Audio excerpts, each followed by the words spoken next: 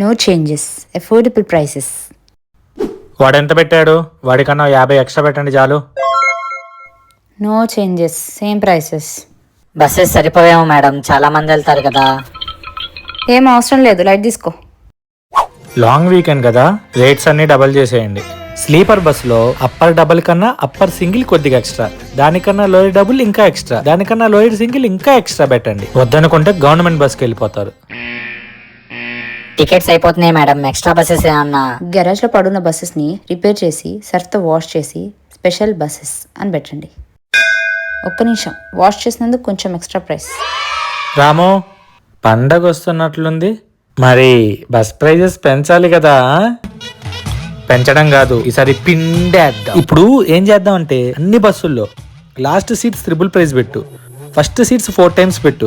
ఎంత సెంటర్కి వెళ్తుంటే హీట్ పెరుగుతున్నట్టు ఈ లాస్ట్ ఫస్ట్ నుంచి సెంటర్కి వస్తుంటే రేటు పెరగాలి.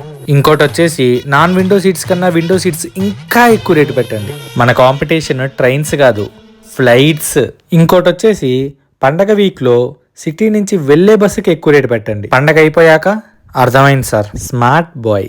సార్ మరీ ఎంత ప్రైజెస్ పెడితే కొంటారా? రామో, లాంగ్ వీకెండ్ అంటే వెకేషన్, కానీ పండగ అంటే ఎమోషన్.